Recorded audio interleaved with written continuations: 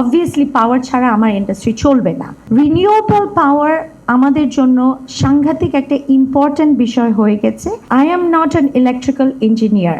BGMEA is not an association যেখানে আমরা electricity পাওয়ার নিয়ে বিশেষজ্ঞ এবং সকাল থেকে যে কথাগুলো হচ্ছে এমপিপি প্লান্টের ব্যাপারে, চার্জেসের ব্যাপারে, স্ট্রেডার ব্যাপারে সব কিছু মিলে এখানে আমাদের খুব যে নলেজ আছে বিষয়টা কিন্তু তা না। কিন্তু যেখানে আমরা আসি, where we are coming from is that obviously power ছাড়া আমার ইন্ডাস্ট্রি চলবে না। এবং আমাদের রিসেন্টলি কেন আমি আজকে এখানে ইজ বিকজ রিনিউয়েবল পাওয়ার আমাদের জন্য সাংঘাতিক একটা ইম্পর্ট্যান্ট বিষয় হয়ে গেছে, এই কারণে যে এটা একটা ইন্টারন্যাশনাল রিকোয়ারমেন্ট হয়ে গেছে। তো what I want to say is that globally এখানে আমরা ক্লাইমেট ভালনারেবিলিটির কথা বলছি, ক্লাইমেট অ্যাকশনের কথা বলছি, সাস্টেইনেবিলিটির কথা বলছি, এখানে এসডিজি গোলের ব্যাপার আছে। এবং বাংলাদেশ একটা দেশ যেটা ন্যাশনাল লেভেলে আমরা বিভিন্ন UNFCCC, প্যারিস ক্লাইমেট অ্যাকশন, আদার এসডিজি গোল আমরা কিন্তু সিগনেটারি যে আমরা এই ট্রানজিশনটা করব into sustainable energy.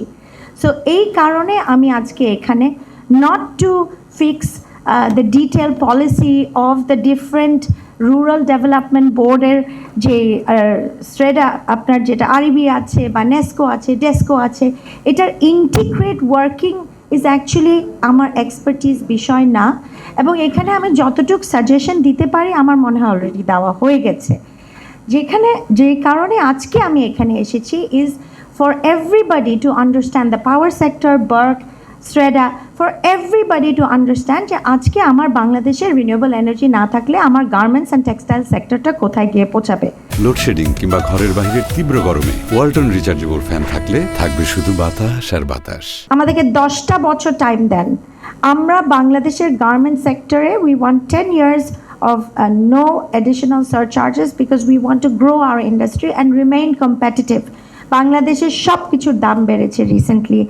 In the last year or so আমাদের কাস্টমস চার্জ বেড়েছে বাই 300%, আমাদের ইলেকট্রিসিটি বিল বেড়েছে, আমাদের গ্যাস বিল বেড়েছে, আমাদের পেট্রোলের কস্ট বেড়েছে, আমাদের প্রত্যেকটা ভাড়া, প্রত্যেকটা টিফিন কিনতে হয় আমার ওয়ার্কারদের জন্য, আমার একটা কলম, পেন্সিল, রাবার শার্পনার কিনতে হয়, প্রত্যেকটা জিনিসে আমার প্রাইসটা বেড়েছে। এই জন্য আমাদের requirement that we want a lower charge.